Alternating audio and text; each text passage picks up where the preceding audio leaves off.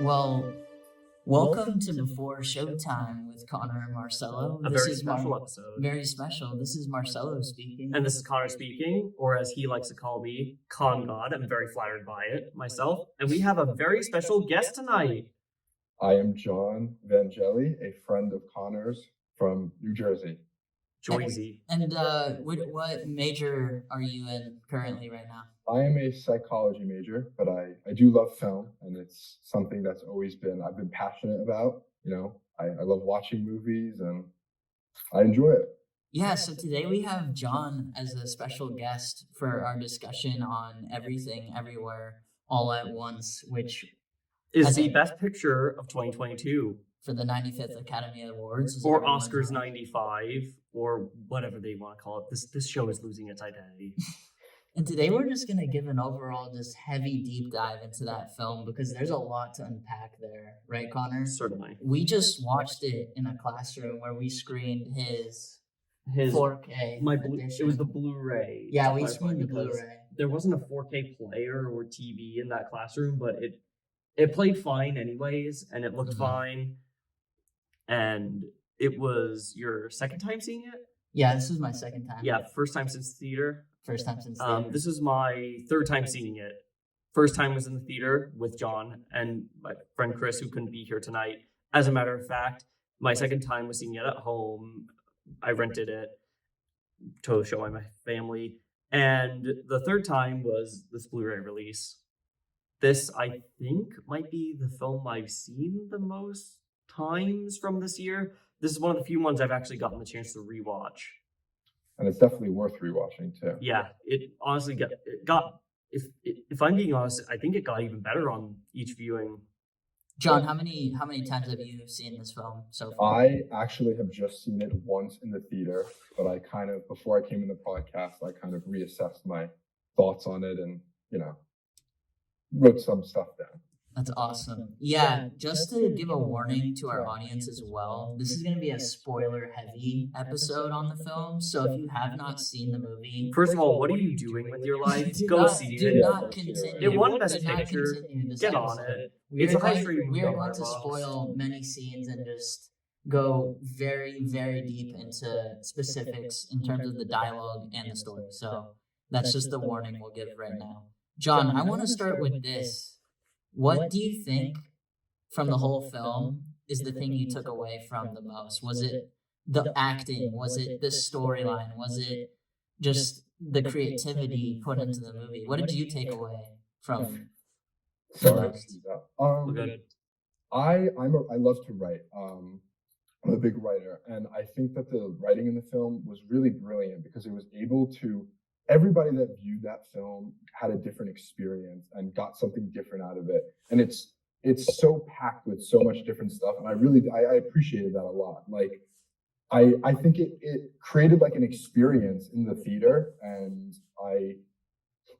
the writing was very strong and a big presence in it for me. The cinematography was just like completely captivating. Like there wasn't a single shot that the Daniels didn't go hard with. Yeah, exactly. This was surprisingly shot on digital, which I couldn't really tell while watching the film because it's so well lit and it doesn't look overly polished.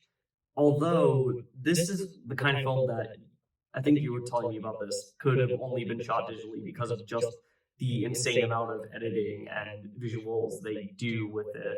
Some of those transitions in the film that cut to basically the camera flying into the air and landing into another car, you cannot pull off with a film camera. It's just not possible with the equipment. But at the same time, like you said, they put a kind of a filter almost to the movie to make it look filmic, because clearly they lit the film to make it seem more like they shot it on 35. There's a lot more depth in the images than with most films I've seen that are shot digitally that tend to look a little too sleek, a little too Netflixy. I think we have to just say this too. This is a film where career timings just all happened at the same time. And maybe is part of the reason why this specific movie resonated with people so hard because I can imagine like people that don't typically go to movies and see Michelle Yeoh can still get a kick out of it because it's very accessible. But then you also have people that watch movies like us, like pretty, Who you are know, incessantly, right? And are trying to study how you know you can do it at a high level. And I have to say, I think it was appeals awesome. it appeals well just as well to mainstream audiences as it does to the film snobs like us. I because think that's part of what's so special about it too, because like it has such a wide appeal in an age where the line between like, you know, stuff for film snobs and stuff for general audience is becoming like, you know, Even more and thicker. more fine. Yeah. do you think that this movie even works without Short Round returning as, you know, one of the Mom, he One of just the- won an Oscar. one of the most memorable side supporting actor characters I've seen in a minute with what was the character's name? Wayman Wang. Wayman Wang. And then Michelle Yeoh too. I don't know if the movie works if you cast that with some other actress. No, I think the part was actually written for her, and it was, as far as I can tell, one of the few times in a Western made film where a film actually took advantage more of her acting ability than with her martial arts abilities, which are basically what all of these clueless American journalists would ask her about when she was in Crouching Tiger and Tomorrow Never Dies and starting to cross over here in the States, because I guess on one hand, audiences weren't quite as familiar with her here in the States, but on the other hand,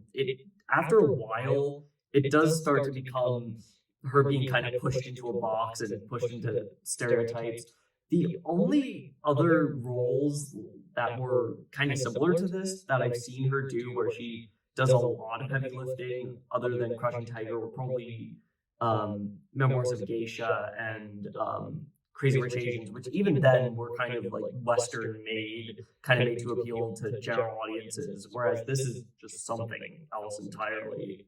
Yeah, and for those that don't know, they actually originally named the main character instead of Evelyn Michelle Yang because they were trying to pitch Michelle Yeoh the part, and she actually took the part but said you have to switch the name of the character because I don't like to bring my own personal Yes, self who into knows? roles, which I thought was a pretty fascinating fun fact. Yes, and this is the kind of, again, with her being put into a box throughout a lot of her career as this like martial arts star, I've always really liked her in supporting parts in U.S. films that I've seen her in, and I knew from the very beginning that she had an Oscar-winning performance in her, and this became the confirmation of it. Yeah, John, And she deserved that Oscar. have you seen other Michelle Yeoh films other than this? I've seen Crouching Tiger many years ago, but this was like my first exposure to her like acting, I think, and that I could, you know, recall and see. But I was blown away by all of the cast, to be honest. And everybody comes through as kind of like an underdog in their own way, and like it's a success story for the whole cast, pretty much. Like it's Ke Huy Quan even lost his insurance during the pandemic when the film stopped shooting, and he was able to bounce back from that with the amount of acclaim that he was able to get from this part. And he won an Academy Award. Dude, he retired from acting, And he couldn't get a essentially. job for a while. And this was his first part back in a minute because his wife was like, "You should go back into acting if that's what you want to do with your life." And my God, one of the greatest comeback roles, probably in film history, if we're gonna really look back in it. yeah, oh, definitely. I think his story is so like it's captured everyone. Like that's what he was the like star of the Oscars. Like it's Yeah. awesome. He was the one hugging Harrison Ford and And Steven are we gonna Spielberg. just not point out, because I'm gonna at least point it out, that he is the emotional core of everything. Without a about doubt. Evelyn, because the Evelyn character is super stoic typically in her characterization because that's just she's kind of done with life, right? Yeah, and I'm glad, I respect the Daniels for writing her like this. She is a deeply flawed character, and I just hope that more people don't end up labeling her as unlikable because of some of the things that she does and says, especially about Joy and her partner and the people around her, and still not being quite adjusted to her generation and not quite having a grip on like her. Yeah, because that character, She's a complex character, the without a Evelyn doubt. character is from a traditional Chinese background where obviously they're not as accepting of people liking the same sex as a partner, right? Let's Yeah, just be real here. Chinese, like in terms of the she has culture like there, it's particularly not super traditional accepting of that. values. So that's the thing she's fighting in the movie. That Joy is like really like that's the main conflict they have. And I enjoyed it because we don't get to see that a lot in movies. Yeah, and Joy in particular, we see some of the influences of Western culture and the internet, especially on her and her life, and how that's been kind of a blessing but also a curse to her, given that she turns into Joe Tamaki. Yeah, John, what did you think of the Joy character? Did you interpret her as kind of a Gen Z amalgamation of somebody that is overwhelmed by so much content that exists? I think that she was one of the most important parts of the movie. And like you could make an argument that any of these characters were the center of the movie, but like I her to see her get that like relief at the end and the way that Evelyn was portrayed. Evelyn is such like a realistic character because she does have those like homophobic ideals, you know, from the beginning, but you could tell that she's struggling with them. And her And trying relationship to learn. yeah, and her relationship with Joy is very complex and realistic. And I think Joy is an amalgamation of so much stuff that Gen Z has to deal with like dealing with, you know, their parents' trauma and things that their parents have been through and like And how trying to break generational trauma. Yeah. and the fact that there is just so much content on the internet and so much to have to worry about now, given the influx of information, and that is very much personified in the variety of these just absurd multiverses that we get to see. There's one with hot dog fingers, there's an anime one, there's pinatas, and even a cartoon drawing, and they sometimes go like one after the other, and that goes into how overwhelming of a movie this is to the senses. It almost feels like when we watch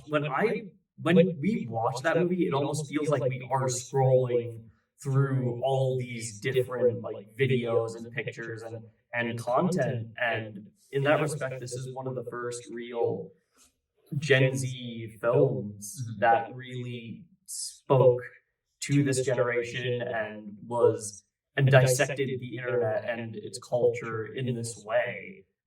And I think it would have been so easy for it to come across as like tacky, but they did it in such a tasteful way where it's not like people who are older are not going to enjoy it because they feel out of touch with the movie. It delivers it in a way that like, especially watching it in the theater was crazy with some of these scenes that just overwhelm your senses, and it's using like the medium of film to you know affect the audience in the way they're feeling directly, which is so cool to me. I love a movie like that. Might I add, this is one of the more experimental films to get into the mainstream consciousness. I think this and Midnight Cowboy, I think, are really the only outright experimental Best Picture winners in terms of their form and how they further the medium and play with the medium and do so many tricks to not just enhance the stylistic elements of the picture, but to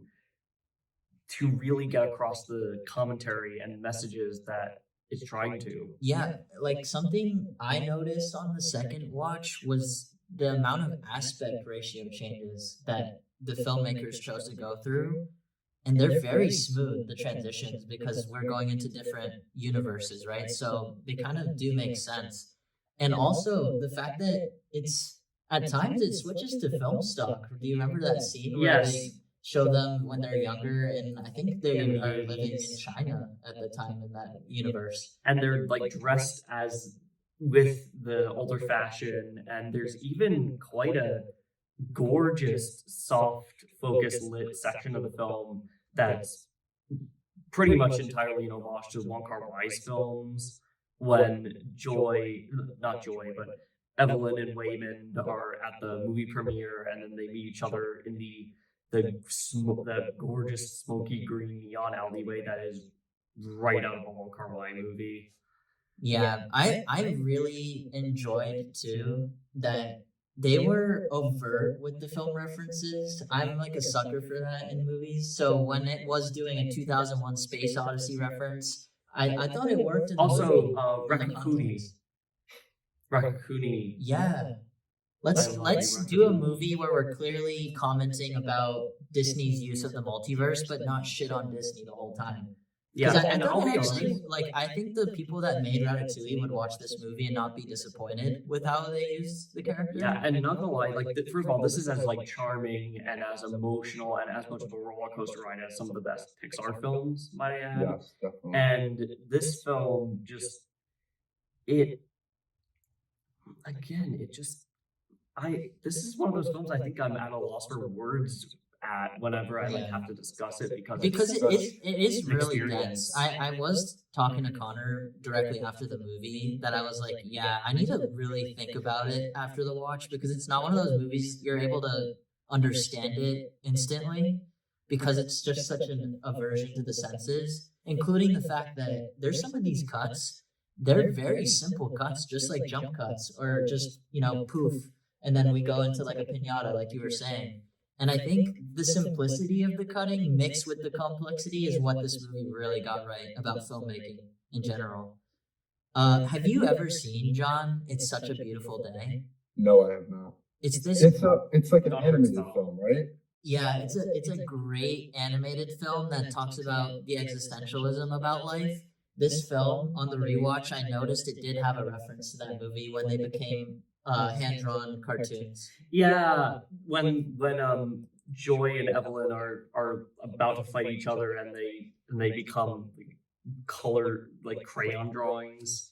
It was a pretty interesting way to like, okay, we're gonna show film references. Here's one. And here's it one. comments- And it has one for everyone. And it comments on the medium itself because you see Evelyn as Michelle Yeoh essentially as a movie star seeing her own film in the theater and basically the absurd action set pieces that we've seen thus far almost in this universe it's part of that movie and even in the towards the second act of the film that I remember seeing this in the theater and you were all just like what at the scene and it straight up says like it has a false ending. It's like directed by Daniels, written and directed by Daniels, starring Michelle Yeoh, and then it turns out it's panning towards a movie theater, and then we see the Alphaverse, Evelyn running out of the theater. And I remember our friend Chris, when we saw it, he was just like, "I am so confused." There were a few moments in the theater. Well, what I always remember is after that movie, we were speechless. We like walked out of the theater. We to could the not car, wait and to discuss we it. couldn't say anything. But then, specifically, me and Connor were talking about, like, we kept saying, how did a movie that had like this, and this make us feel this, and this? Because like it goes so absurd with some of the ideas, and on paper, none of it should work. It should be the most like convoluted thing ever. But it becomes like a masterpiece because of it. Did the hot dog fingers work for you, John?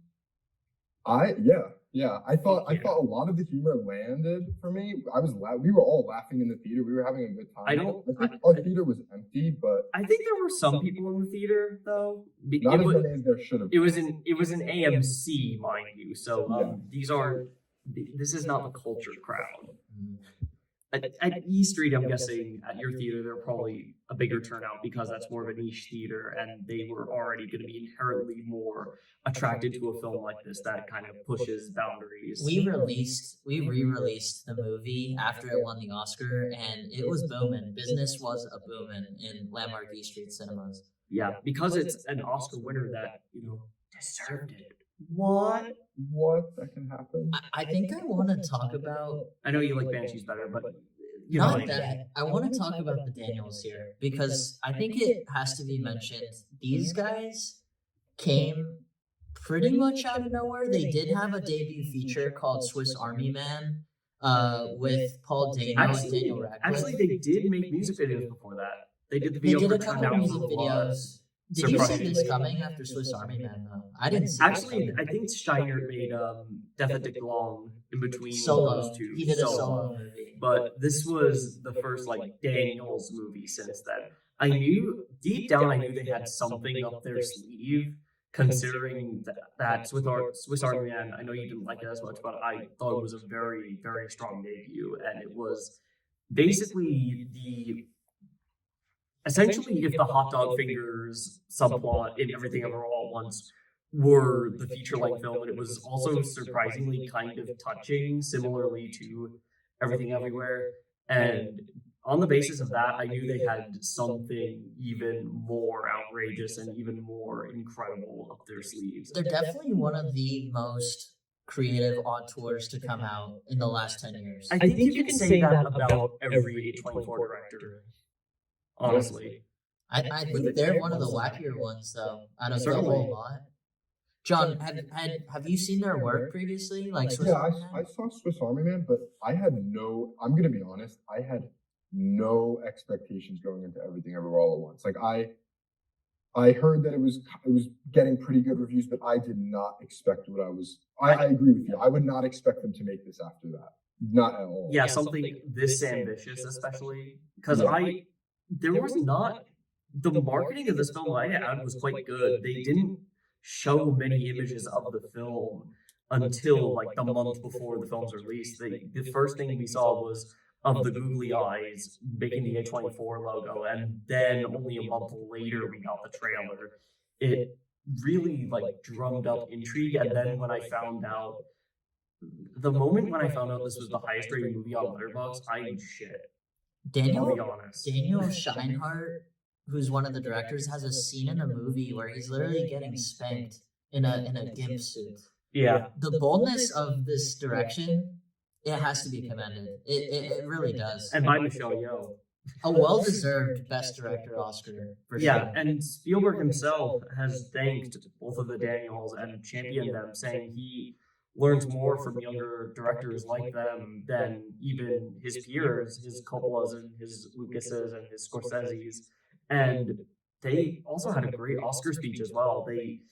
Shiner thanked his public school teachers even for shaping him for who he is. Yeah, no, it's an incredible feat what they pulled off. John, if you were in a deserted island and you had a choice between Everything Everywhere All at Once or There Will Be Blood, which movie would you take on that island? I know it's too difficult for me to decide. That's a hard one. I mean, okay, well, There Will Be Blood is a Yeah. hard movie to watch. Like it's a very like uncomfortable, grueling. It's movie to heavy. get through. It's heavy.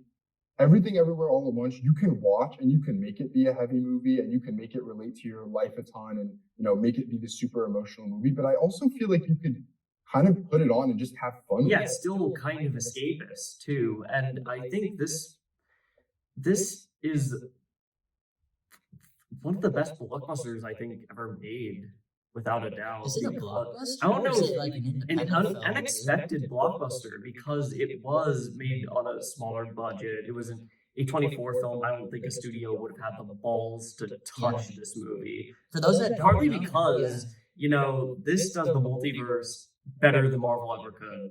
For those that don't know, this movie was made for about This is 15 million, Yeah. and 7.5 million was spent on marketing. So really, the movie was made for 7.5 million, and it made at the box office 100 million. A24's highest grossing movie. It surpassed Uncut Gems. This The is something thing to know. that disappoints me though is that a film like that still isn't going to make as much money as Fast X or something. That's okay though. indie, It still proves that these independent films can still make money. even then, That's what I like to see. the thing that worried me about the industry, especially still now, is that theaters back then, Pulp Fiction I think made as much money as like Forrest Gump and Yeah, it made like 265 yeah, worldwide that box. would not happen now without a doubt.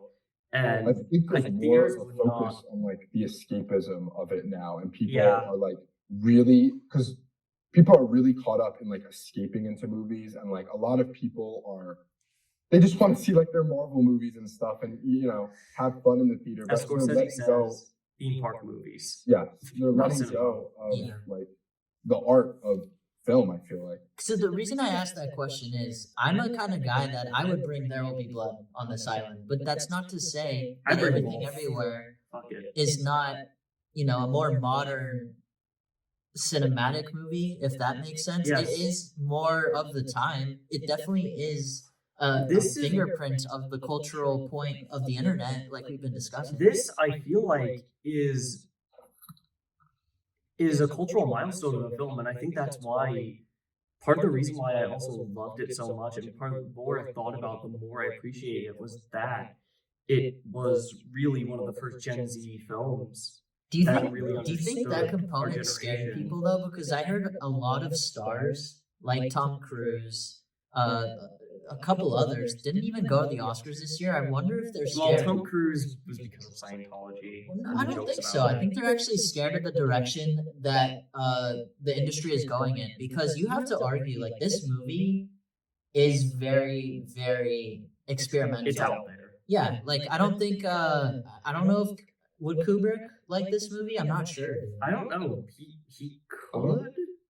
It's hard to it's hard to tell. Even though there's a love letter to Kubrick in the movie, I even think he would probably say it's a little incohesive. Because you have to tell me the cohesion of some of those plots, and for me on a watch, it did get a little bit incohesive at times. I was fine with it. You're fine with it jerking like back and forth, different timelines. Because at least I felt like I was watching the same movie, and plus that's what the film is going for. Mm.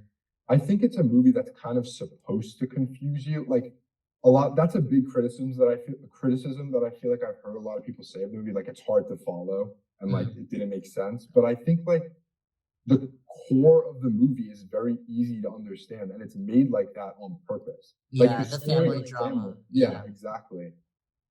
No, I'd agree. That's the thing that keeps it together from just being like, whoa, this is complete chaos, right? Yeah. Because at points, Chaotic good. like there are dildos that are being used as weapons, and hot dog fingers. and at one point, in order to plugs. activate superpowers, you need to do something weird. So people are jumping off to like cover their butts with a plug, right? Yeah, Like it is wacky. You can't tell me like it's not. it's pretty at fucking times. goofy. And there was a pinky kung fu. Yeah. It was hilarious though, but I don't know if that would completely work if they either didn't completely lean into it or if they didn't balance that with just an incredibly heartfelt story. And I think that Yeah, because are we gonna mention like, you got really hit by one of the scenes during the watch? I think this has happened. This happened all three watches, and it's the same two scenes. And if you've seen the film, you know what I'm talking about. And it's two moments: the finale, where Evelyn and Joy reconcile, and earlier on during the montage where the now somewhat iconic montage of Wayman saying, "In another life, I would just be doing laundry and taxes with you." And there was the montage of his life and him laughing with the googly eyes, and I think both of them were not necessarily like sad tears coming out, but more so like first of all, I just connected so much with this story, and particularly with Joy's story, because whether we all like it or not, we have a bit of her in us as our generation. We all, I hope we all try not to be Jobu Tupaki, and Yeah. Don't let the internet kill your minds, right? Yeah. Because it really can. It is a place with just and suck you limitless amounts of into everything.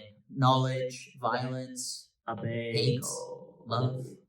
It is it is a crazy And thing. the laundry and taxes scene, first of all, already an iconic moment in the film, and it was his Oscar clip and everything, and it was that was a moment where his arc was really starting to come into shape, and again him and Joy both arguably being the hearts and souls of the picture.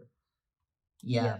That's where the movie, at least for me, that's the part I love most. That's I think That's when the part that's that- grounded, where I'm like, okay, this movie works. like 2/3 of the way through the film, that's when the film went from merely being good to being a 10 out of 10 in my eyes. I completely agree. I think like the ending, all the family stuff is what makes it so special. What has made everybody able to enjoy it and relate and see something in it. And it is like a love letter to Gen Z and everything wrong with Gen Z, but also like praising a lot of the culture and a lot of the problems that people are dealing with. Yeah, I think because Connor has mentioned this in an earlier episode about sometimes filmmakers like to shit on the Gen Z generation No. for some reason. This movie, Bodies. this movie does not do it at all. In fact, like you said, it kind of cherishes the quirks that we have, Yeah. in that we do have access to things that our parents don't, and that can make us chaotic, but it can also make us, have a little bit more knowledge And like accepted and more acceptance of others in this case, because a lot of the story hinges on Joy not being 100% accepted by her family as being in a queer relationship, and we see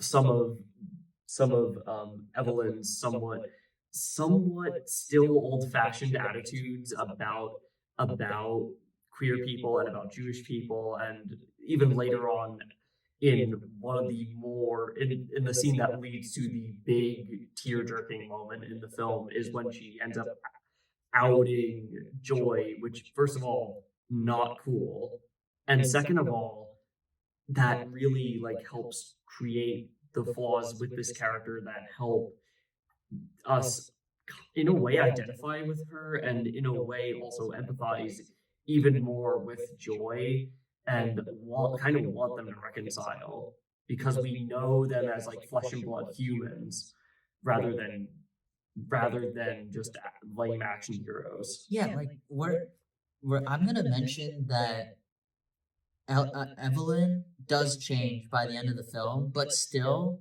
even through the whole journey, still at the end says, "Hey, grow your hair out" to Joy's Becky. girlfriend, which means like, oh, she's still Evelyn, right? She's still like going to call She's out still a little bit certain differences that she just does not agree with because she's a human being. But at the same time, she learned like to accept her daughter for being gay and to be open about it, even with her parent that is obviously not going to like it. And they're now accepting her as having both as having like both Joy and Evelyn have both kind of unlearned a lot of behaviors over the course of the story, with Evelyn, as we've mentioned, trying to like kind of understand her daughter and try to unlearn some of that internalized bigotry that she still has given her generation, and that she was in a place where a lot of bigotry was acceptable. And Joy, we want to see her unlearn the nihilism and depression that she's starting to suffer through, and how she doesn't feel like there's much worth in life at all. Nothing matters to her, and that's what conquers her. Jobu Tupaki is mental illness. The everything everywhere bagel is not just nihilism, but also extreme depression of just finding no meaning in anything you do, because guess what? You are a part of a billion suns that exist in this universe. So your importance is, in like the end of the day, kind of cosmically not that important if you really start thinking about it. But that doesn't mean you can't find joys in the little things, which is kind of what the movie's saying. And guess what? She's also called Joy. Yeah. Yep. Might I add, Stephanie Shu? I think this was one of the first things I saw her in besides Shang-Chi. But this was the first like real big role she got. This was a meaty role. I don't think this is even a hot take. Even though I think Jamie Lee Curtis's performance in this film is getting unfairly hated on because she ended up winning the Oscar over Stephanie Shu. Stephanie Shu, I still have to say, she was phenomenal in this movie. I don't know if it's a hot take to even say she may have deserved it slightly more than Jamie Lee Curtis just based on the performance alone. I think film Twitter would agree with you. But I'm not gonna roast Jamie Lee Curtis getting an Oscar. I think that's pretty cool. I live in a world where Jamie Lee Curtis has an Oscar. I guess so. I think she should have won for a Fish Called Wanda, and also I sympathize with Angela Bassett. I agree. Was there more of a narrative award there given? Yeah, it was an overdue one. John, do you think Stephanie Hsu was a more powerful performance? Oh, certainly. I definitely think that her performance was more powerful, but I kind of agree with you, Marcel. Like, it is nice to see Jamie Lee Curtis is Jamie Lee Curtis. Like, it's good to see her. Yeah, I don't have any hard feelings against her personally for She wasn't having even won. bad in the movie. If people She was funny in the film. She was No, good. yeah. I know the part is not like, as nuanced per se as Joy, or even slash Joy, or even the Queen in Black Panther. Yeah. Or even, No, I understand. Angela Bassett when she did watched the same. when she watched Jamie Lee Curtis's Oscar clip of She her didn't eating cheer. hot dog fingers, she was a little bit disappointed. She was was a little disappointed. bit. She was rightly so, because women of color still have been, even with Michelle Yeoh's win, which thank fucking Christ that happened. Women of color are still like not being credited and canonized enough for their work in these films. And I think this year's Oscars though it was a turning point for that. it certainly because- was. I just hope it's a movement, not a moment. Yeah, I hope so too, because I think it's the right direction. Yes, and part of why this film, I think, is gonna, first of all, stay culturally relevant and still be, and is still held near and dear to people, is because, first of all, seeing an Asian woman winning an Oscar, and like, imagine young, like, I imagine like girls who look like her watching that and just being so empowered by the fact that someone who looks like them can win an Academy Award. It's an amazing achievement for anybody to win an Oscar, but you kind of have to give it a little bit more of a pat on the back for people of color, because guess what? It's not really built the system for them to succeed, but that is changing, I must say, because look at these past couple Best Picture winners. We got Everything Everywhere, which is clearly an Asian community like W, film. right? And then the year prior we have Nomadland, right? Which is no, it was Coda. It was before Coda. that, Okay, which so was with also the deaf the community. deaf community, And right? then Nomadland, a film directed by a Chinese woman. about the outskirts, like people living in the People in outskirts the of America. margins. Yeah, And it's all and marginal and communities are getting and awards. Parasite, my Yeah. ad. First non-English language film to win an Oscar. What the hell was that all about? Can we have more movies like Gone with the Wind, right? Okay. John, do He you got do fucking you, indicted. do you agree that there's like a clear schism in like the fact that obviously the Academy is awarding these movies that are showing marginal or People like oppressed communities, yes, yeah. and people who aren't as privileged as us. I think I'm always going to be kind of like cynical towards the Academy because they've done so much bad shit. Yeah. And I'm Let's not face going to it. give them credit enough to say that I think like they're doing this because they genuinely believe it's the right thing. But I think we will see a shift because people are changing and the population is, and this is what they respond to. Like, people are sick and tired of seeing movies that don't deserve to win, Yeah. or movies People love this film. that are, just white dominated winning every single year. Like, people want to see these, movies from different cultures, and people want to explore the world through film. And I think that's definitely a shift that we're seeing after Parasite, like, and now with this too. Like, Those are the two Oscar Yeah. wins that I feel like changed the world of Yeah. film. And this motion picture having been an independent I guess you could argue, is it an independent film because A24 is... Dude, 15 mil is independent, dude. A24 does That's- have 2 Best Picture wins under their belt, so I guess you could call To them put a that into major at this point. perspective, Quantum Mania was $160 million budget. This movie's 15. And guess what movie's gonna age better? Yeah, well, that's not a question, right? Yeah, and this film, having been successful and having won Academy Awards, this, I think, and I said this during my Oscars episode, this gave me hope as an aspiring filmmaker. Like, whatever crazy idea I have, as long as it has heart like this, could be on its way to a success story like this. And cinema I feel like cinema changed.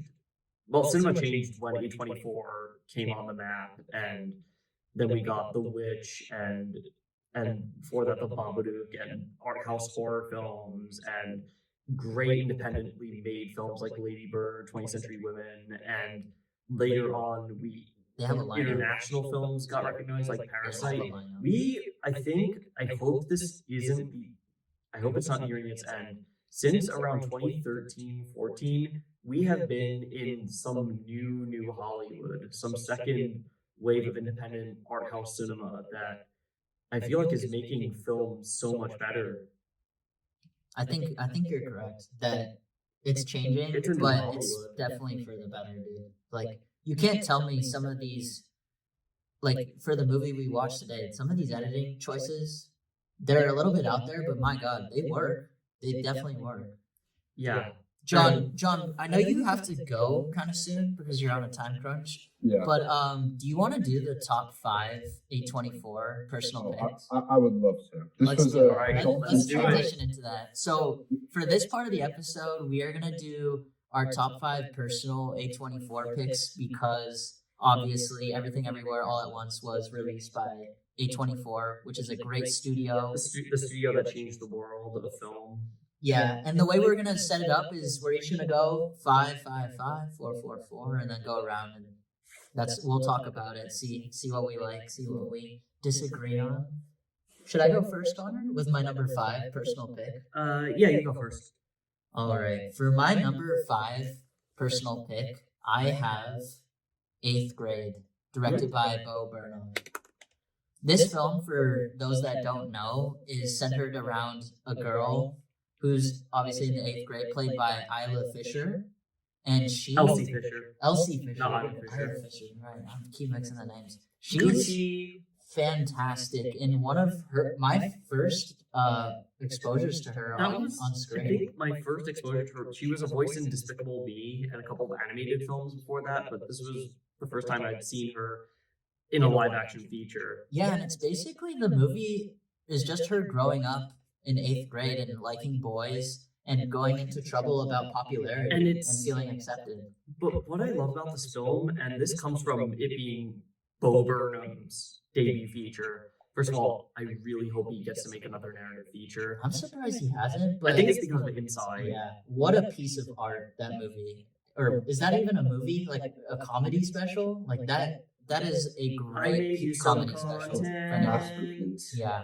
I made you I some think what content. 8th grade does really well though, and why it reached in the top 5 for me is it's such a down to earth indie film that doesn't try to It's unpretentious. it doesn't try to squeeze drama in places they don't need it. They are always focused on just telling the story about this girl, and they don't throw her into these weird situations where she's like experiencing like euphoria level dramatic beats. Like it was just super No, down to earth. and plus the reason why I feel like this film in particular connected with people, especially myself, is that this Kayla is kind of a socially awkward kid, and she has trouble getting along with people. Even has some hints at mental health issues, and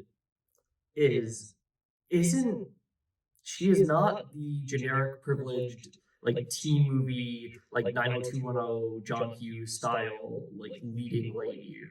She is a nuanced character. We identify with her every moment, and it's not afraid to get uncomfortable in how it depicts this. Not at all. And like, can we mention the fact she actually looks like she's in 8th grade? Sometimes Yeah, she's in like film, fully and they shoot everything. these movies, and you're like, they look too old.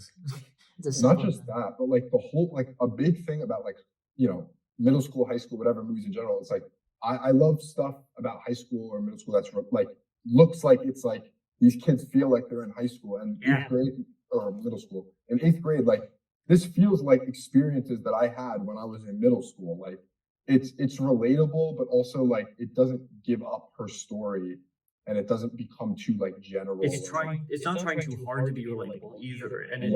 it's just such a true to life story that I can always relate to no matter the situation. And That's my top. That's my number 5 film Whoa. as well. Jinx. Coincidence? Jinx, con god. All right, what's yours? Okay, mine is Come On, Come On. Joaquin Phoenix is my favorite actor of all time. And that movie just connected with me in so many levels. I spoke about this with Everything Everywhere All at Once. Like, it was such an experience to watch that in the theater, and I've watched it once since then, I think, and it's just like I love writing in movies, and the writing in that was just superb. Like, It's a really wonderful film. yeah, Mike Mills is an excellent screenwriter. I think that's Yeah. actually his stronger suit than his directing, and he's a phenomenal director. He gets powerhouse performances every Yeah. time. And steps he on even the he even got pad. an Oscar for Christopher Plummer for Beginners, which is an earlier film of his. And might I add, I Yeah, watched this with my mom in theaters, and this was about, I think, my third time after seeing the Joker, because I don't go like too often with my mom to the movies. So this like was Seeing Joker weirdly with your like mom, though, I was like, that oh, was look at interesting. Joaquin again coming back. But this was such an interesting follow up to the Joker role because it's so subdued. And it really relies on the connection Yeah. between him and the little boy in the movie, who is played excellently. By Woody yeah. I Norman. was gonna Yeah. say the little boy is, oh my god, like that performance. I really think the little boy not being as good as he was could have destroyed the whole movie, but like No. because he was so good and because his relationship with Joaquin Phoenix, who like you said, had just come off of Joker, which is like crazy. That's Yeah. like that was his Oscar role without a doubt, where he's transforming, he's in makeup, he lost weight, he's playing a comic book villain, but he's also What is this being show in though? society. What is But this here- show though? Extreme Range. range. Extreme range. Dude's a chameleon and good at his job. Yeah, and I might even say I liked him better in this than in Joker. Oh, I Wow. did too. Wow. I think think he his should have won for performance in this Joker. instead. I think his performance in Joker is good, but It's showy. it's somebody losing their mind. We've seen Yeah, it before. and it's Yeah. super showy. It's a give Travis me the Oscar. Bickle mixed with the Joker comic book character. Yeah, it's a give me Yeah, the exactly. Oscar role, without a doubt. Not It's that Joaquin a- Phoenix doesn't play it well because he's Yeah. very talented. Yeah, I It's loved still him in big. Joker, honestly. I thought that was great. He was very Um, good. And might I add, I cannot wait for Bo is Afraid. Yeah. I'm so excited. Yeah, that Joaquin might Phoenix, be in my it top doesn't have five. to be said, but one of the greatest working actors right now. Absolutely. My number 4 pick, which is kind of interesting since you just mentioned a Mike Mills film, is 20th Century Women, which is Mike Mills' film before he released Come On, Come On. I still need to see that. This I'm gonna is see an it. excellent ensemble piece starring Greta Gerwig, Annette Bening, Greta Gerwig, one of my heroes. one of the Fanning sister. I think it's Elle Fanning. Elle Fanning, and might I add Billy Kudrup as like the like kind of the one token Manhattan. guy character that's pretty down to earth, and it's not one of those guy characters where he's super evil and stuff. He's just it felt superhuman, the movie, because it is based on Mike Mills' upbringing, Yeah. being raised by women in Santa Barbara at the time. Yeah, So it's such a personal piece. I remember seeing ads for that when it first came out, and I remember the way it was advertised, it was like kind of depicted as a stereotypical like prestige picture. It- But I The still experience really I want got to see it. watching it was almost watching a poem, but read out loud by a child, but then an adult reminiscing on that poem. It was kind of that experience because of the film doing a narration component where Yeah. what the guy who's being raised by all these women is narrating Yeah. about his Did- mom, did- about Greta Gerwig's character. It's Curious very question. Do you think it did the voiceover well? incredibly well. Yeah, because It to quote did Brian Cox's voiceover to character, the how point. dare you use any voiceover? It did voiceover to the point where I was like, this movie probably doesn't work without the voiceover Yeah. component. Yeah, and I tend to be the kind of person who sometimes gets a little critical of voiceover. I not to the point of this, but I almost get like the Brian Cox character in adaptation where he's like, how dare you use any voiceover in my script? Yeah, and I don't need to mention this, but this film, it looks really, Yeah, really I saw a Cinefix list that actually named one scene in it one of the best camera movements in cinema. because Mills's style is very subtle, but the compositions on these shots, when you watch a 20th Century Women, Connor, you are gonna have a field day. Yeah. What's your number 4 pick? What's your actually? Okay. John, do you have your number 4 ready? Do you want to do Yeah, yours? my number 4 is Florida Project because Sure. That's a really Sean solid. Baker.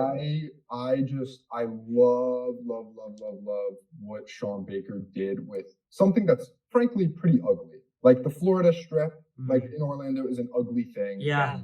Like he Goes took it without and he saying. made it into something so magnificent, and he took this little story that kind of feels like an ant in our big world and made it feel like it was everything, because it is everything to these kids. And it brought me back to that feeling of being a kid while also telling a story that like I was interested and compelled in. I love that movie so much, and Willem Dafoe in it, so good. Awesome. Yeah. Awesome. I remember I remember not enjoying the film a lot when I first saw it, but it warmed on me the more I thought about it, the more again, with the level of realism and the incredible performances, another great child performance from Brooklyn Prince. Any thoughts? Shout out to Sean Baker. I don't want to be a broken record here. I don't need to say Defoe. That's one of my favorite performances because of the subtlety. I think the thing that I will say that wasn't mentioned yet is the saturation looks fucking crisp in that movie. It's a beautiful looking film. Because it fits the theme of the movie because it takes place literally miles from Disney World. Yeah. So you're watching this like kind of lower income group of people in Florida, but literally miles away is the happiest place on earth. It's a very interesting. And with one of the worst movie moms of all time. Yeah. And they take that idea like in the end too and kind of like literally like run with it. Yeah. Like, They definitely run with it. And it was shot digitally. Yuck. Sean Baker's words, not mine. What's your number 4? My number 4 is probably the greatest American horror film of the 21st century, and that is Hereditary.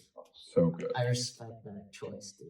Why Hereditary? Hereditary because, and this is coming from someone who respects horror as a genre and is fascinated by it, but will admit there are very few good horror films out there.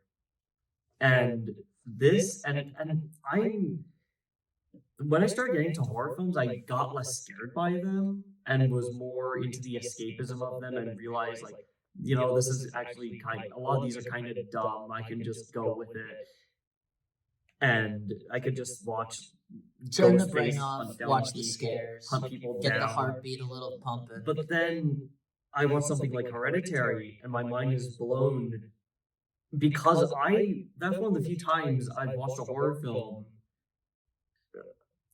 that I was genuinely terrified during. It's one of the most disturbing horror movies that I've ever seen. Same. And It's up there with certainly with The Shining and The Babadook and Texas Chainsaw Massacre. one of my favorite directorial debuts I've ever seen. How the fuck is this a debut feature? How? Look at it. Toni Collette should have maybe won an Oscar.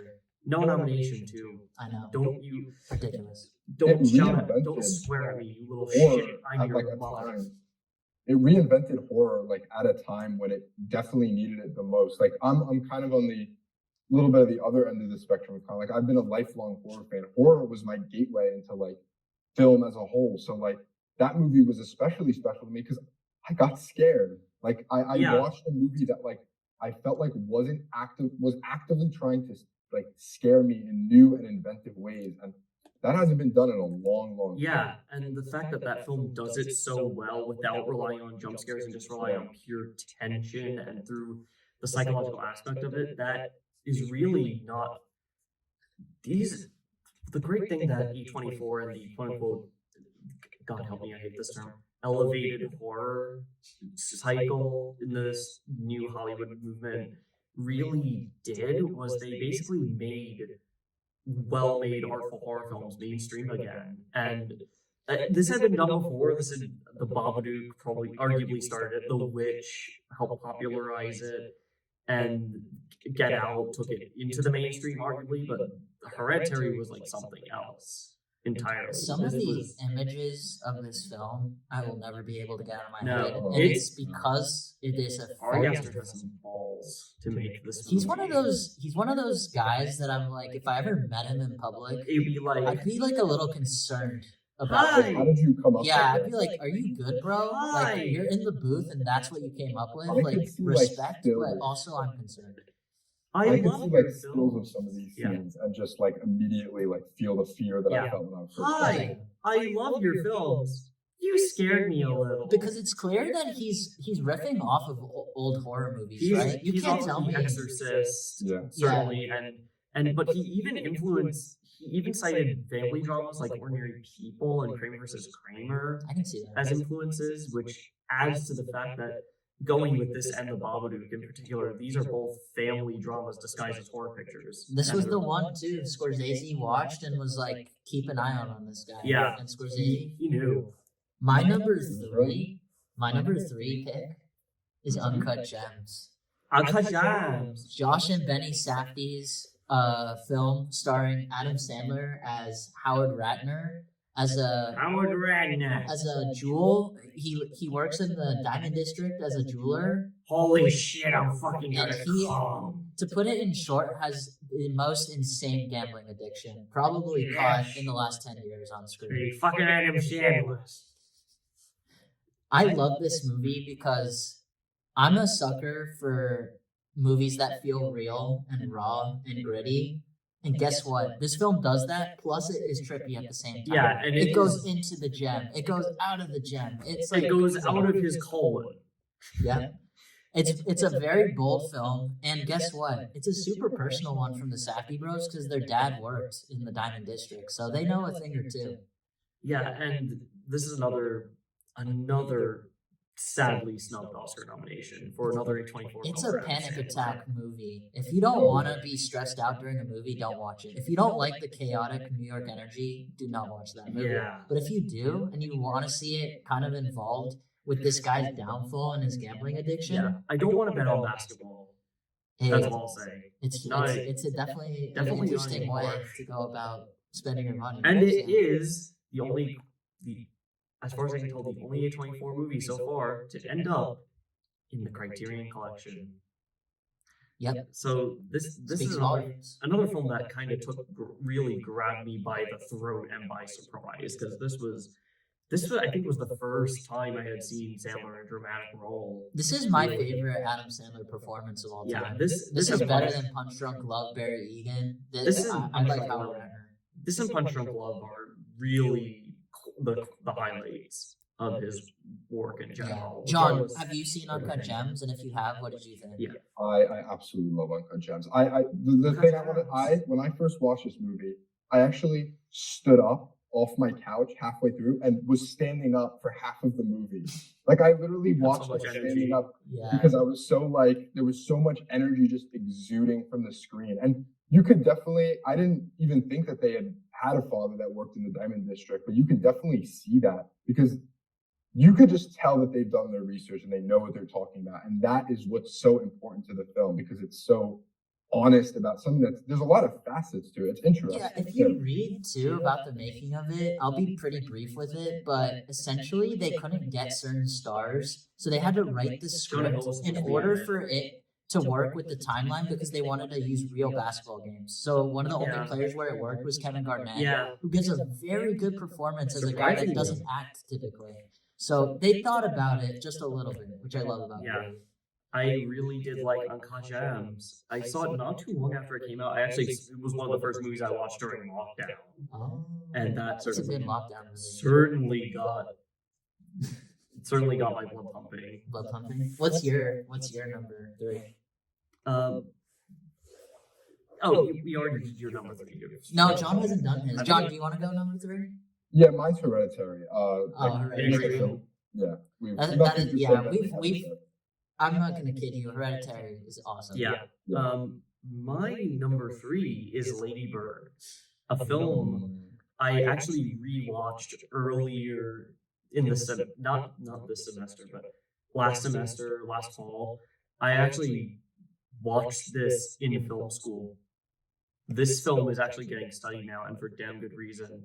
This is, first of all, an incredible debut for Gerwig, one of the best directorial debuts I've ever seen, and a film that really particularly affected me when I first saw it because it really just hit hard with me and my relationships with family, and it hit harder on second viewing now that I'm actually in college and have not been in the same situation as Christine as Lady Bird, but have definitely felt that. Yeah, no, Lady Bird is a fantastic debut feature by Greta Gerwig, who is predominantly an actress, might I add. And it got that emotional core between the mother and the daughter so authentically that And plus, you can't knock the movie. And plus, neither of them are really, even though like you do feel a little bit of contempt for the mother, she's not a super villain. She's not Mommy Dearest. And plus, the way they write Lady Bird is so brilliant because she's a complex character, and this has pissed me off numerous times when I talk to people about this film. So many people accuse Lady Bird being an unlikable character. That really pisses me off. I mean, she technically has unlikable traits, but that doesn't mean she's bad, though. Like she's a teenage girl. Yeah, guys. She has like emotional problems. Yeah, and plus it's kind of a sexist criticism to make, because if it's a guy doing this, you would be flawed, and then you would still like get that Sigma male edgelord status. If you're, especially if you're an outright unlikable character, but if a woman's flawed, oh boy. Yeah. John, have you seen Little One? Lady Bird. Lady Bird. Not Little Women. I absolutely love Lady Bird. Yeah. I think like actually I watched it a few years ago and I actually didn't like it that much. It completely went over my head. A lot of the themes and stuff in it and the importance of it. But then I watched it a few years later and it hit a lot harder, especially being around the time where I had to consider, college stuff. And it definitely like the relationship between the mom and the daughter is done so well, and all of these characters are written so real that they feel like people that you could know. It feels like it almost at some points it kind of feels like somebody like snuck a camera into this family's house and you're just caught in the middle of all of this going on. The dynamic is so real. It's like hard to tell it's acting at times. That's something that both Gerwig and Baumbach do incredibly well. I think that independent film resume that Gerwig had really upped the authenticity of the performances and the writing. And it's one of the best teen films I've ever seen in terms of just the authenticity of its depictions and the way that story is told, and just again it just captures something so specific, and it's not to Euphoria levels of melodrama, and it's completely an unpretentious depiction of these themes, and it's just such a wonderful film for that. John, since I mentioned this movie, are you more of a Lady Bird fan or a Little Women fan, if you had to pick one of them? Because Little Women is also another great film too. Another Greta Gerwig directed picture. I'm gonna go hot take, dude. I love Little Women. I'm picking Little Women out of the two, and I think it's because I think it does the period piece element so well. Plus the fact that it's a story everyone kind of knows. It's been done multiple times, and she brought something new to it. Yeah. What were you saying? That is a hard pick because they're very different, but also certainly. I think I'm a sucker for stuff that like I can incorporate into my life, because I love to watch a movie and get like something that I could really put into my life. And I think I got that more with Lady Bird, with like it has that relatability of like the high school environment and stuff, and the mother relationship and stuff is something that hit home definitely for me. And no, that makes sense. It's a fantastic film, and the fact that the fact that this is one of the first films I've gotten to see in film school thus far is a sign that is going to last forever. It's timeless. 100%. Is it time for my number two? This is probably not surprising, but I put Moonlight as my number two. Mm-hmm. Barry Jenkins directed. That's my number two as well. It's mine too. Okay, we're all number two on Moonlight. This is what I'll come out, because there's a lot of things we can talk about, but this is my big point. Barry Jenkins directed the living shit out of this movie. I think this is something that only he could have done and pulled off, because it has that complexity of the gay protagonist going through, obviously an identity crisis through the stages of his life. And just incredible. What I love about this film is that it is willing to show just incredible amount of trauma that he goes through, Chiron, but it's also not exploitative. He got a writer from Yale University that was a very good playwright to help him write the story because the guy's gay. So the authenticity there is to the max. Like it's almost impossible to tell me what that movie is doing is not at the highest tier of And filmmaking. even more so, I think, than Labor in 8th grade. This is a film where I forgot I was watching a movie a lot of the time. It just felt so real because half the people who made this probably went through these events in their lives, especially the writer of the film who was himself gay Yeah, and definitely. probably lived under similar conditions. And this film is just another film that this is another one of those films I watched during lockdown to catch up with. That film basically left me broken and beaten and shattered. Yeah, because for those that don't know too, Barry Jenkins was raised by a mother who was a drug addict. So that component of the Looks like Amy story, Harris in it. that part of the story is semi-autobiographical. So it's a tough watch. What do you think, John? What did you like about it? This movie took me way too long to get to. Connor would actually text me like every night, like Yeah, watch get on Moonlight, watch Moonlight. Moonlight, get on Probably, Moonlight. probably because it was one of those movies I watched during lockdown that I basically harassed a bunch of people to try to get them to watch Moonlight. Yeah, and I'm happy that he did because it is one of the most like haunting depiction of all of these problems and it goes into it in such a excuse me, sorry. No, you're And it goes into it in such like it's not afraid to show some of the ugly parts of this that make the viewer uncomfortable, because you should feel uncomfortable because these are issues that people are facing.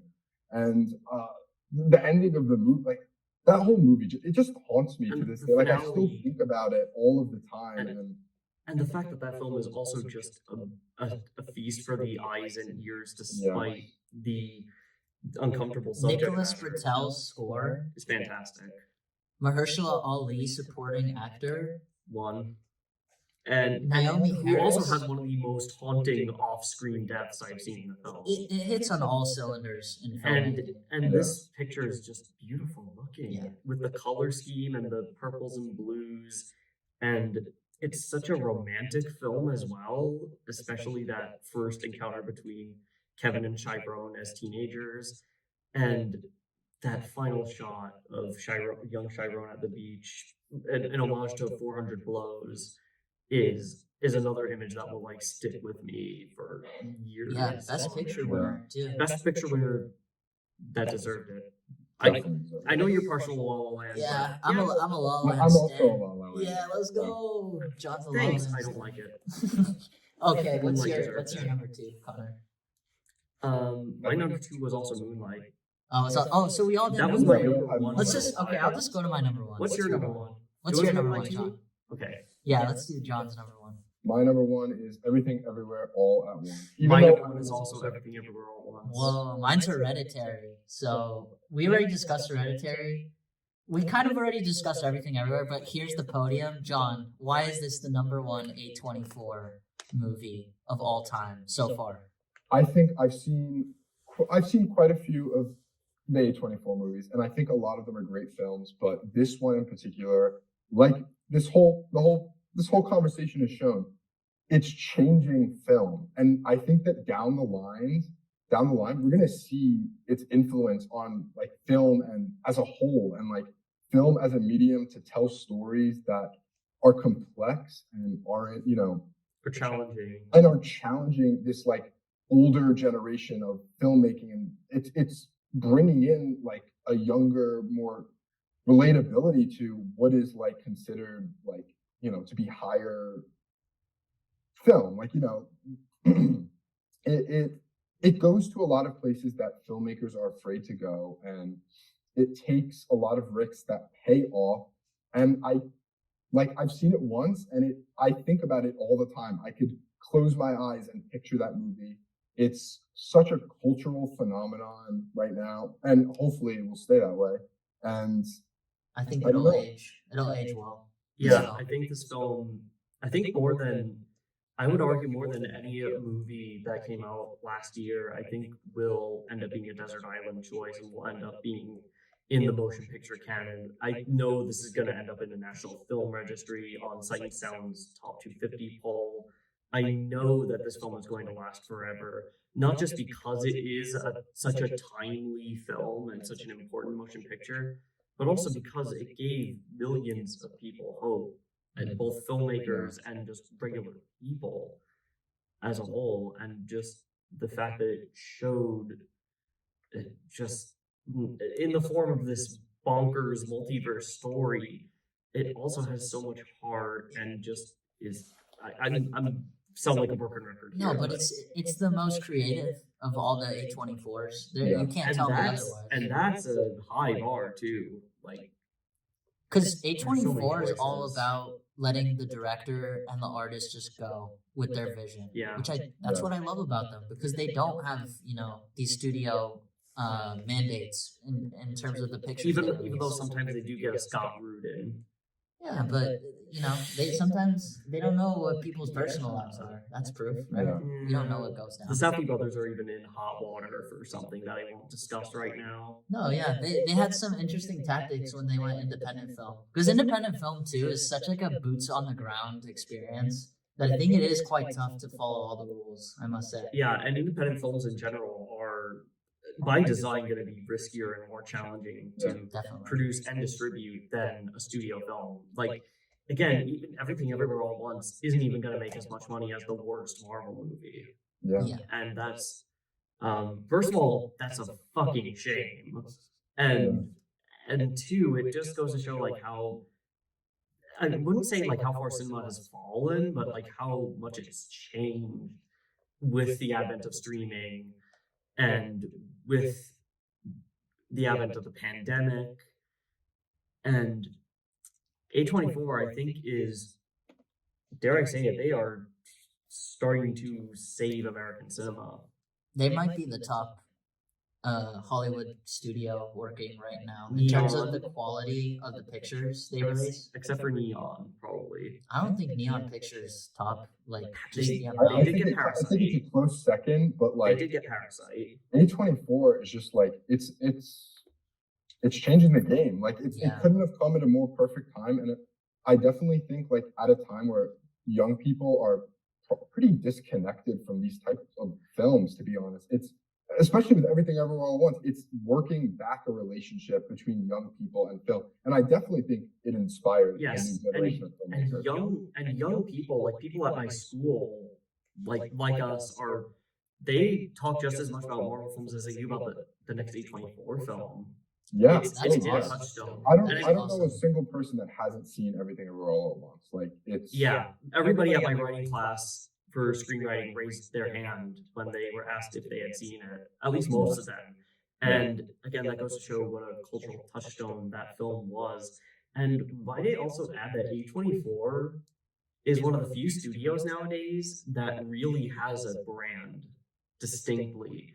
It almost goes back to the old Hollywood studios, like Universal had their horror pictures, Warner's had gangster films, MGM had their glamorous studio epics and musicals, and of course later on you got Marvel with superheroes and Pixar with animation and unfortunately Miramax with prestige films. But now we've got A24, and they're their own thing. They have merchandise. They have their own brand. They're kind of a meme at this point too. Because Like you see that intro of the logo, As- and you know it's something. you're like, you're wait, gonna I be might in be getting a for- quality film for the next 2 As- hours because it's curated. They actually have like a pretty good curation process. I haven't Very seen a good. dog shit A24 movie in it. Not Ever. really. No. I've never seen a dog shit one, so that's Yeah. pretty good. There are probably very few that even exist. They would. Yeah, I'm kind of surprised you didn't put After Sun in your top 5. After Sun, Did might it I- come close? 'Cause kind I of close. thought that was It's- gonna hit it, dude. It's certainly an honorable mention, which I'm gonna run down a few that we haven't. That Yeah, we what's probably haven't like mentioned. something that maybe got close for you? I love The Lighthouse. Oh, so Robert Flying Eggers, Lobster. Lighthouse Goes Hard. Under the Skin was phenomenal. brilliant. I haven't seen it, but I've heard great things. It's a brilliant film. Really Minari, I really love. Oh, solid, very solid. movie. A relatively new one that not as many people have seen, Marcel the Shell with Shoes On. which was a I wonderful think movie. is a very underrated one. That was just barely made my list. That's a really good movie. Ooh, almost got there for you. The Witch, which was a really, really close one because of what it did for the horror genre and just the fact that it's just, again, just a creepy movie, plain and simple. I like Come On, Come On. The first Reformed I thought was excellent. by Paul Schrader. Have you seen that, John? That is like Um, high. Ethan Hawke's one of my favorite. That is high. Dude, up you gotta on put my that list. on the watch It's a list. very good film. He's um, excellent in it. After Sun got close. Uncut Gems, Uncut Gems got Uncut Gems. close. Uncle Dan. The Yorgos Lanthimos films that were done by A24, The Lobster and Killing of Sacred Deer. So good. Hear me out. He's the next Stanley Kubrick. Wow. He is our You might Stanley not be Kubrick. wrong, dude. Yeah, the I think you're filmography right. is kind of shaping out that way. Not gonna lie. Yeah. The Green Knight is another really good one. Ex Machina, Midsummer, Close, a film I saw pretty recently. That was Close. really John, have you solid. seen Close? No, I haven't. If not, listen to. By the way, you all listen to our episode about Close. Yeah, listen You to get it on in-depth Spotify. thoughts. In-depth, spoiler-free thoughts. Yeah, it is a great Belgian movie. Yeah. And it's about these two boys that are kind of very close friends, but one of them is going through like a mental crisis and it affects their relationship. And it is fairly similar in tone to. And yeah, they're like seventh Very graders. They're very young, these boys. So don't expect like them to go like too intimate with the storyline. Yeah. It's more like, oh, okay, they're just very close Yeah. friends. Another one I really loved was Pearl, which another fairly recent Great. one, and another Mia one. Goth, dude. Mia Goth's awesome. Oh, please, I'm a star. She is awesome. in that She's a movie. star. She's so good. And one last honorable mention, one that you, John, actually turned me on to, The Last Black Man in San Francisco. So good. Really Ooh, I excellent gotta film. watch that one still. That was, from what I understand, Majors is. I know, again, he's also someone He's who's on the in hot seat Hollywood. right now. Hollywood, He is yeah. on the hot seat. But might I say that this might be the best work he's ever done. Wow. He was fantastic in that film, and also shout out to Joe Talbot, who's on Letterboxd. Follow him, and I really respect how both him and Jimmy Fails, who quite literally plays himself in the film, were able to tell this partially autobiographical story. And Yeah. another one that really, really moved me, and one that I thought was going to go one way and then went another. Yeah, no. I'm really glad A24 exists, dude. I think they have a very awesome sentiment when These it comes guys- to filmmaking. These guys, Look at all these movies. that they we've been able to know watch. what they're They doing. actually do, though. They know what they're doing. And guess what? They're not the biggest budgeted studio out there. No. And they're still killing it. As a They matter- have so many obstacles and they're still finding a way. Yeah, and as That's a matter of commendable. fact, their most expensive film is going to be their next film, Beau is Afraid, at $60 million. And I don't Even- think they've peaked yet. I don't think we've seen the peak of A24. I think they're No. still going up, and we're still seeing them get better and better and better and break more and more boundaries. I Yeah, I And think we'll they continue may- to see that. they may be the greatest film studio. Modern in some film ways. studio right now, A24 is the top dog. No Yeah, question in my mind. No question, dude. The most nominated studio last year. And I know Yeah. it was because of Everything Everywhere. but they also let's admit. I think they also did have The Whale and a couple other films. Dude, Paul and Mescal got an After Oscar Sun, nomination. Who, congratulations on your win for Streetcar Named Desire. That means the studio is getting more eyes than ever, is what I'm. Because Yeah. Paul Mescal getting an Oscar nomination shows me And that they- A24 is having some and dominance. They have a box office hit and a cultural phenomenon to their name. And Yeah. even if they made just this, I'd be proud of them. And the marketing for Beau is Afraid is so good. I think a lot of people are going to see it too. Yeah, I guess so. hope so. I'm Yeah. concerned because Will of it, the will it be budget. this year's like Everything Everywhere? Like weirdly I enough? don't know because another weird. It's so town- bold. Yeah. It looks so It's bold. basically it's hit it's Ari Aster doing a not necessarily a horror film, but a horrific black comedy. That's he calls it like a zombie nightmare comedy, and this got me even more intrigued to watch it. A Jewish Lord of the Yeah, I Rings, heard. and Interesting. Yeah. and it's going to be a decade spanning, very trippy, as far as I can tell, kind of a non-linear narrative, and it's going to be super heady, and it's going to be just a lot of fun to watch. That's Just- gonna be a dense one. just- where like I'm gonna walk Yeah. out and be like, I need to think about it. yeah, that definitely is going to need explain videos. It's 3 hours as well, Whoa. Wow, And- I didn't even know that. and He's it going for it.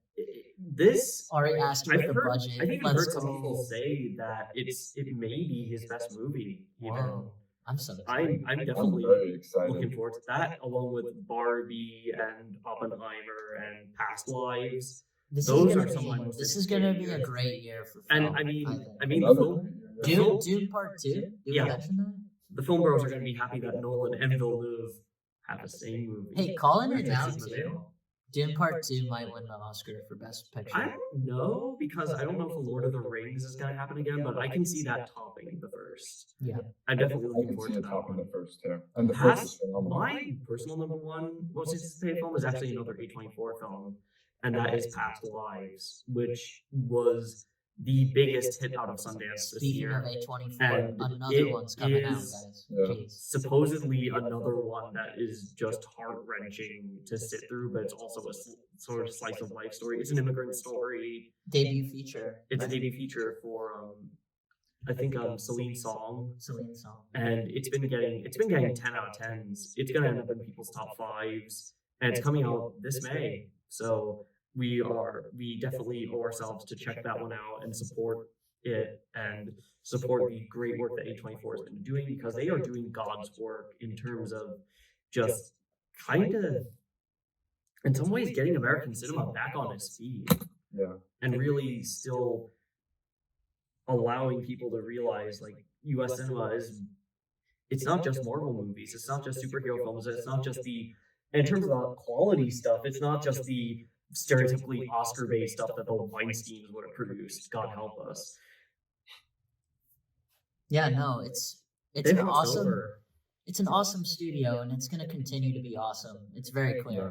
I hope the money doesn't affect their decision making, because guess what? These movies are gonna keep getting more and more people. Yeah.